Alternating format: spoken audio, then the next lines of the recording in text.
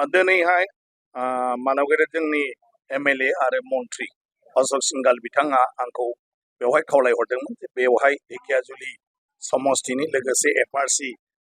एरियानि गोबांथार जेफोर जोंहा माखासे माने आयदाफोर दं जेखौ जेंना होननानैबो जों मालाबा बुङो बेफोरखौ माने सावरायलायनो थाखाय गासै डिपार्टमेन्टनि अफिसारफोरखौ लानानै आरो एफआरसि एरियानि गासै जोंनि जे एफआरसि कमिटिनि दैदेनगिरिफोर दं बिसोरखौ लानानै बे मथेयैनो दिनै बेवहाय मोनसे मोजां रिभिउ मिटिं जाबाय आरो बे रिभिउ मिटिंआव जि एफआरसि गामि जाबाय थारमाने फरेस्टआव रायजो जानाय मानसिफ्रा जि सेटेलमेन्ट मोनखांबाय बे मोनखांनायनि उनाव दिनैहाय बेवहाय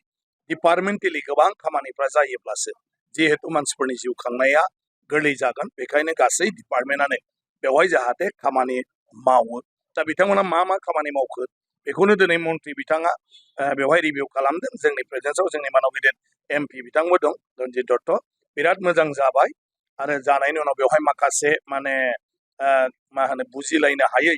जेंनाफोर दङमोन जे अबेबा डिपार्टमेन्टआ हा हुखौ माबा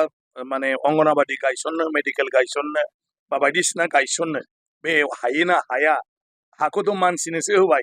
दानाबा मानसि नङै माखासे जायगाफ्राव जेराव हा नांगौ बे हाखौ होनो हायो ना हाया दा होनो हायो बिनि थाखाय माखासे खान्थि दङ बयनिख्रुइ देरसिना जाहैबाय बेवहाय पन्सायती राज बेबस्था बे दिनैहाय माने एफआरसि गामिखौ फरेस्टआव सोनो हायो ना हाया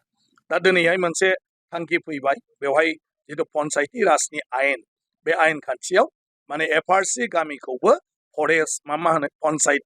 माने दानांगौ बा पन्सायतआव सोनांगौ बिनि रोखा आयेन दंजोबो फरेस्टआव थानायफोरखौबो आरो बे मथेनो दिनैहाय बिबान होनाय जाबाय जोंनि डिसि आरो जोंनि माने सिअ चिफ एक्जिकिउटिभ अफिसार बिथांमोनखौ जोंनि एफआरसि गामिफोरखौ लानानै माने पन्सायतखौ दानांसिगौ आरो दानानै थाबनो हरबानो जों बेखौ गोजौनिफ्राय गनायथि लाबोनानै बेवहाय पन्सायतनि जिथु माने हाबा बेखौ गासिबखौबो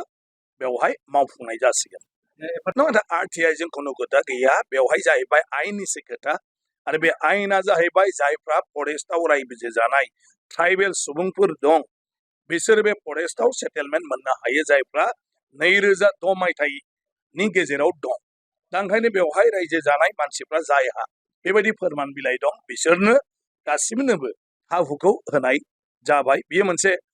आयेन आरो बे आयेननि गेजेरजोंसो बेखौ होनाय जादों आरो बे आयेननि गेजेरजों बेवहाय रायजो जानाय मानसिफ्रा माने बायदिसिना सुजुग सुबिदाखौ मोननो हायो आरो बेफोरखौ जाय डिपार्टमेन्टफ्रा मावो बिथांमोना एफआरसियावबो मावजोबनांगौ आरो बेनो दिनैहाय